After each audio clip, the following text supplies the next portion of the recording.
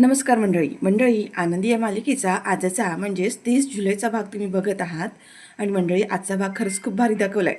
Finally पृथ्वी आणि या तिघांनासुद्धा आनंदी आणि युगंधर या दोघांचं लग्न झालेलं सत्य समोर आलेलं आहे. आणि त्यानंतर त्या दोघांनी मिळून जो काही डिसिजन घेतला आहे त्याच्यामुळे विद्याधरला आणि आनंदीला खूप मोठा धक्का बसलेला असतो. पण मंडळी या सगळ्या गोष्टीमध्ये आता आनंदीने सावरत घेत विद्याधरचा खरा चेहरा जो आहे तो पृथ्वीच्या समोर आणलेला आहे. आणि नंतर पृथ्वीने जी काही या विद्याधरची धुलाई केली आहे ती अगदी बघण्यासारखीच आहे. आणि मंडळी एवढंच नाही आहे तर युगंधर समोर आनंदी आंधळी आहे, तिला दिसत नाही आहे, हे सत्यसुद्धा आता त्याच्या समोर आलेलं आहे. तर मंडळी खरंच आजचा भाग खूप इंटरेस्टिंग आहे, त्यामुळे थोडाही स्किप न करता शेवटपर्यंत नक्की पहा. आणि चॅनलवर नवीन असाल, चॅनलला अजूनही सबस्क्राईब केलं नसेल तर चॅनल आत्ता सबस्क्राईब करून घ्या आणि व्हिडिओला लाईक करायला सुद्धा विसरू नका. तर मंडळी इकडे आरती आणि पृथ्वी या दोघांची सुद्धा लव्ह स्टोरी आता सुरू होणार आहे. तर मंडळी आता इकडे दाखवलं आहे युगंधर हा स्टेजवरती आहे, सगळेजण त्याचं कौतुक करत असतात.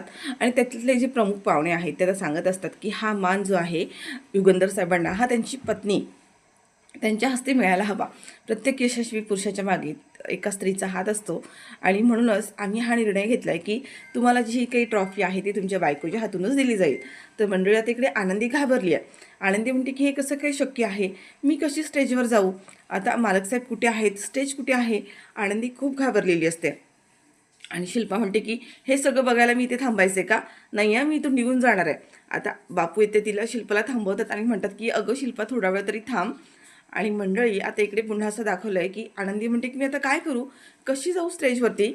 मी तिथे स्टेजवर गेले, तिथे धडपडले आणि मालकसाहेबांना कळलं की मला दिसत नाही आहे. तर आणि तिला शिल्पाने जी शपथ घातलेली असते, धमकी दिलेली असते की काही झालं तरी तू आंधळी आहे हे युगंधरला कळता कामा नये, म्हणून ती बिचारी तिथेच थांबून असते. तिला काय करावं काहीच कळत नाही आहे. तिथले जे प्रमुख पाहुणे आहेत ना ते सांगतात की तिथल्या एका लेडीजला सांगतात जावा आणि आनंदी मॅडमला स्टेजवर घेऊन या.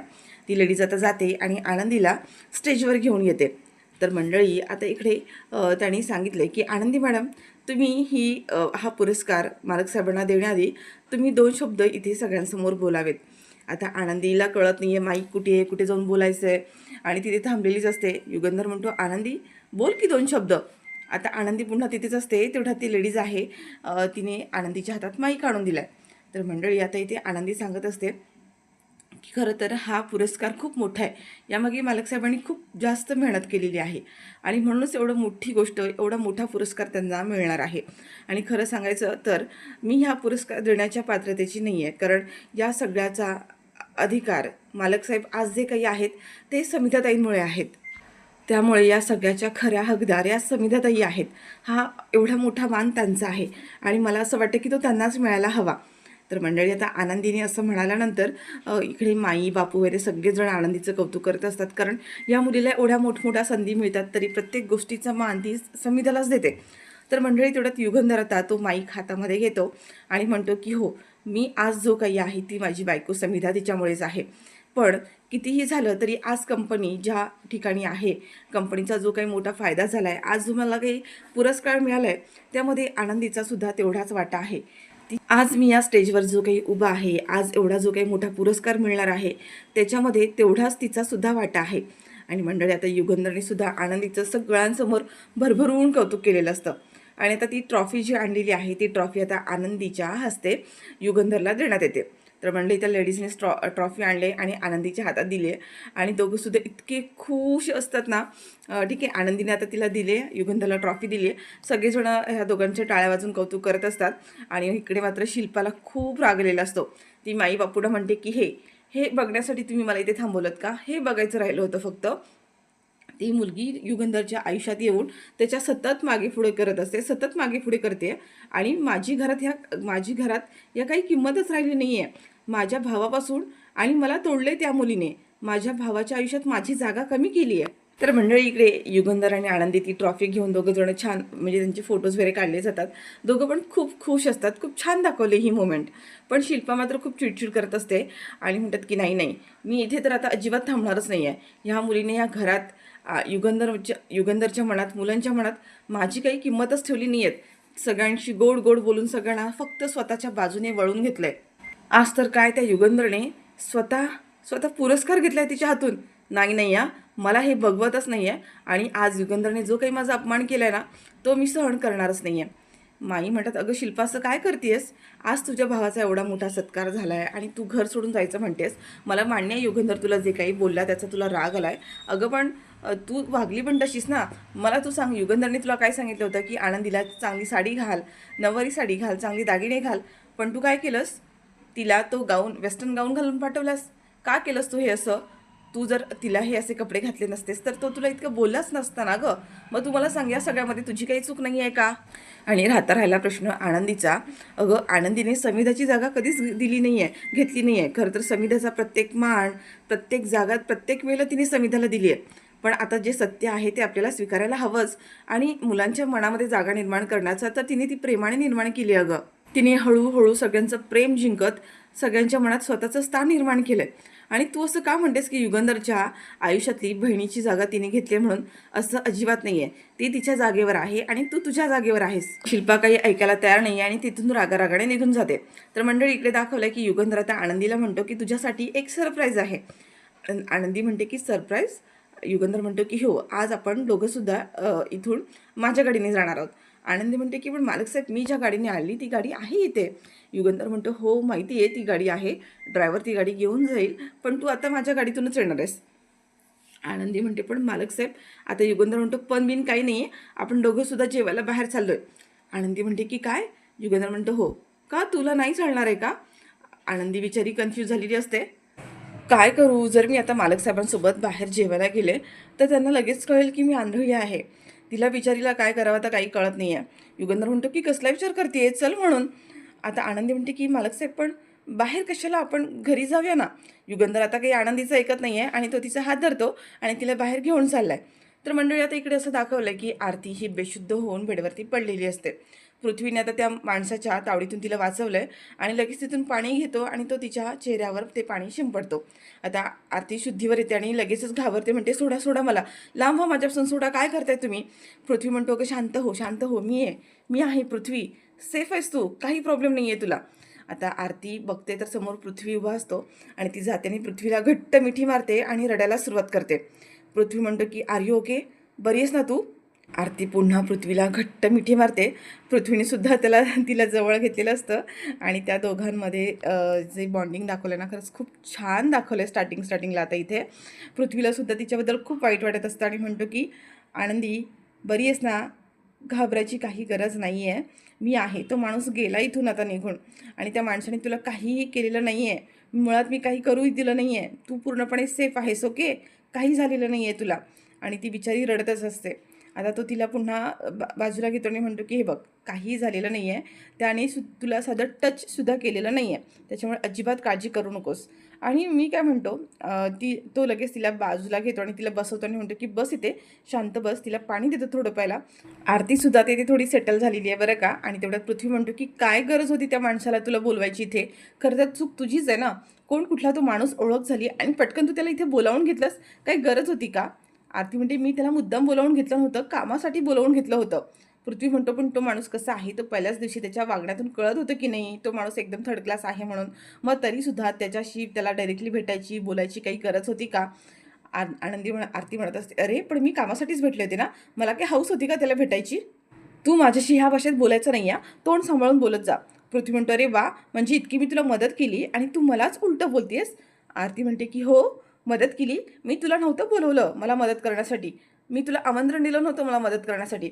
आता त्या बिचाराने ओडीची मदत केली आहे, हिचा जीव वाचवला आहे आणि तरीसुद्धा ही त्याच्याशी उद्धट आणि उर्मटपणेच बोलते आहे. तर मंडळी आता इकडे असं दाखवले, युगंधर आनंदीला घेऊन हॉटेलमध्ये आलेला आहे. तिला घेऊन येतो, तिला तिथे सोफ्यावर बसवतो आणि आता तो म्हणत असतो की आनंदी, हे जे हॉटेल आहे ना खूप खास आणि स्पेशल आहे आपल्या फॅक्टरीसाठी. आपल्या फॅक्टरीत जेव्हा मोठमोठे गेस्ट येतात त्या गेस्टलासुद्धा आपण इथेच जेवायला घेऊन येतो म्हणून. आनंदी म्हणते का हो का, खूप छान आहे, खूप छान आहे. तर आता तेवढ्यात युगंधरचं लक्ष तिथे साईडला एक मूर्ती असते, त्या मूर्तीकडे जातो आणि तो बघतो आणि म्हणतो तो पूर्ण तिचं निरीक्षण करतो आणि म्हणतो आनंदी ही बघ, मूर्ती किती छान आहे बघ, काय छान रेखावा केला आहे तिचा, काय छान डिझाईन केलं आहे. आता आनंदी दुसरीकडेच कुठेतरी बघत असते आणि म्हणते की हो ना मालक साहेब, किती छान मूर्ती आहे, खरंच खूप छान आहे आणि खरंच डिझाईनसुद्धा खूप सुंदर केलं आहे तिचं. युगंधर आनंदीकडे बघत बसतो आणि म्हणतो की आनंदी अगं मूर्ती कुठे आहे आणि तू बघतेस कुठे. तो खूप वेळा त्या गोष्टीचं ऑब्झर्वेशन करत असतो आणि ही असं काय करते. आणि मंडळी तेवढ्यात आता तिथेच ना एक वेटर येतो आणि वेटरसुद्धा आता मध्ये उभा असतो आणि युगंधर म्हणतो, आनंदी अगं मूर्ती इकडे आहे आणि तू इकडे काय बघते, इकडे बघून काय सांगते.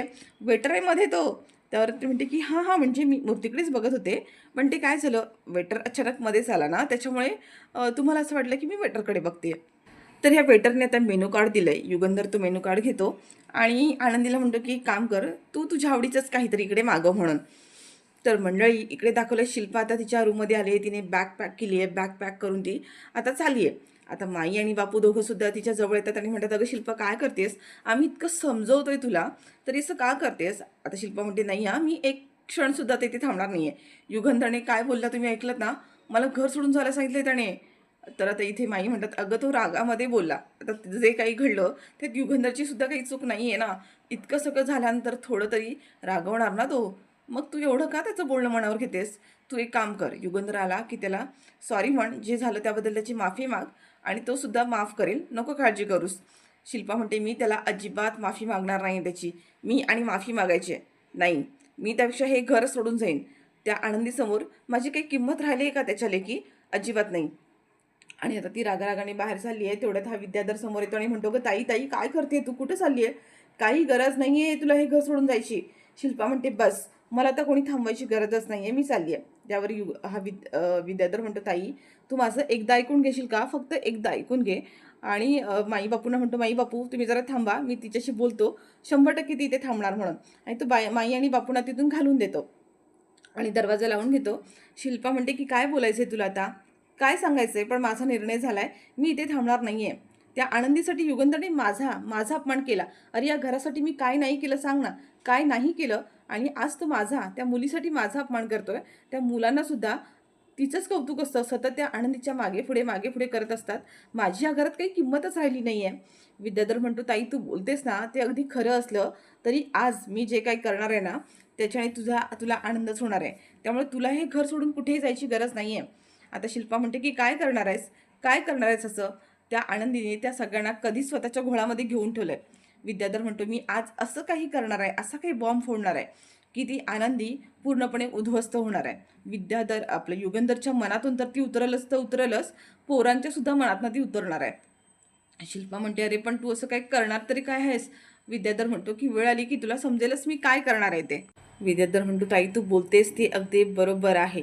जेव्हापासून ही आनंदी घरात आलेली आहे तेव्हापासून या घरातलं सगळं चित्रच बदललंय. हा युगंधर तो आनंदीच्या प्रेमात अक्षरशः पागल झालाय. आज बघितलंस ना त्या इव्हेंटला काय झालं ते. त्या आनंदीच्या मागं पुढंच करत होता तो. सगळीकडे आनंदी आनंदी आनंदी, तिचंच कौतुक. नाही आहे ताई. आणि जेव्हापासून ही आनंदी घरात आली आहे तेव्हापासून तिनं माझं तर जिणं मुश्किलच करून टाकलं आहे. युगंधर माझा इतका राग राग करतोय, इतका त्रास दिला आहे त्याने, अक्षरशः माझ्या जीवावर उठला आहे तो. कोणामुळं, त्या आनंदीमुळं. त्याच्यामुळं ताई मी तुझ्यासमोर हात जोडतोय, हात जोडून विनंती करतोय, तू कुठं जाऊ नकोस, तू ह्या घरात राहायचं, तुला ह्या घराची खूप गरज आहे. आज मी जे काही करणार आहे ना त्यानंतर ह्या घरातून तू नाही, ती आनंदी घरातून कायमची निघून जाईल, असं काहीतरी करणार आहे. पण आता शिल्पा म्हणते, अरे पण तू काय करणार आहेस बाबा, सांग तरी मला. विद्याधर म्हणतो, ताई माझ्यावरती विश्वास ठेव गं, मी असं काही करणार नाही आहे. ह्यावेळेला असा बॉम्ब फोडणार आहे की आनंदी ह्या पोरांच्याच नाही तर त्या युगंधरच्या सुद्धा मनातनं उतरणार आहे. तर मंडळी आता हा जो विद्याधर आहे, खरं तर मिताली आणि या तिघांसमोर आनंदीचं सत्य आणणार आहे समोर. म्हणजे युगंधरचं आणि आनंदीचं जे लग्न झालं आहे, जे आतापर्यंत सगळ्यांना असं वाटतं की ते सगळ्यांना माहीत झालं आहे, म्हणजे मुलांनासुद्धा माहीत झालं आहे. पण हा गैरसमज जो आहे तो सगळ्यांना कळणार आहे की म्हणजे मुलांना काहीच माहिती नाही झालं आहे. आणि हा विद्याधर आता शिल्पाला म्हणतो, ताई हे बघ, तुला इथून जायची गरज नाही आहे. आज जे काही होणार आहे, एका दगडात 2 पक्षी मारणार आहे मी. आणि त्यानंतर ह्या घरामध्ये असलेलं तुझा मान, स्थान, मुलांच्या मनात असलेली तुझी जागा, सगळं सगळं काही मी तुलाच परत मिळवून देणार आहे. मला माहिती आहे तुझ्या नजरेत माझ्यापेक्षा तुझं दादावर जास्त प्रेम आहे, त्या युगंधरवर जास्त प्रेम आहे. मला पण कधी कधी प्रश्न पडतो की मी पण तुझा सक्का भाऊ असला तरीसुद्धा तू माझ्या वाट्याचं प्रेमसुद्धा त्या युगंधरलाच देतेस. पण मला वाईट ह्या गोष्टीचं वाटत नाही आहे. वाईट ह्या गोष्टीचं वाटतंय की त्याच्यावर तू एवढं प्रेम करूनसुद्धा त्या युगंधरच्या मनात तुझ्यापेक्षा त्या आनंदीबद्दल जास्त प्रेम आहे, याचं मला सगळ्यात जास्त वाटते. तर मंडळी हा आता विद्याधर इतकं बोलतो आणि त्या शिल्पाला आणखीन भडकवत असतो आणि तिच्या मनात विष फिरतं आणि तो म्हणतो की भले तुझ्या मनात माझ्याबद्दल प्रेम कमी असेल, दादाविषयी जास्त असेल, तरीसुद्धा तू माझी बहीण आहेस ना. मला तुझ्याबद्दल वाईट वाटतं, तुझी काळजी वाटते आणि म्हणूनच आज मी हा निर्णय घ्यायचं ठरवलं आहे. आज ती योग्य वेळ आली आहे सगळ्यांसमोर ते सत्य समोर आणण्याची. आता शिल्पाला काही कळत नाही नक्की हा समोर काय आणणार आहे, पण आनंदीला सगळ्यांसमोर खाली पाडायचे म्हणून ती सुद्धा आता त्याला साथ द्यायला तयार झाली आहे. तर मंडळी आता इकडे असं दाखवलं आहे, प्रोमोमध्ये असं दाखवलं आहे की म्हणजे आनंदी आणि युगंधर दोघंसुद्धा घरी येतात आणि ते घरी यायच्या आधीच हे तिन्ही मुलं घरी आलेत आणि त्याने ना एक हे आहे शोपीस आहे ज्याच्यामध्ये नाही का ट्रीचं एक शोपीस आहे. त्याच्यामध्ये त्यांचं पूर्ण फॅमिलीचं हे आहे, फोटोज आहेत आणि त्या फॅमिलीच्या फोटोला अक्षरशः आपला हा पृथ्वी आणि त्या मुलांनी जाळलं आहे. म्हणजे विद्याधरने आनंदीचं आणि युगंधरचं लग्न झालं आहे हे सत्य खूप वाईट प्रकारे त्यांच्यासमोर आणलं आहेत. उलटसुलट सांगितले त्या दोघांबद्दल आणि दोघांबद्दल खूप गैरसमज निर्माण झालेत. आणि आता हा पृथ्वी जो आहे तो सगळ्यांसमोर म्हणत असतो की तुम्ही ना फसवलं आहे. युगंधर निंबाळकर, आज तू पुन्हा दुसऱ्यांदा हे घर तोडलंस आणि तेही या आनंदीच्या साथीने. आणि त्या कुटुंबाचे असलेले सगळे फोटो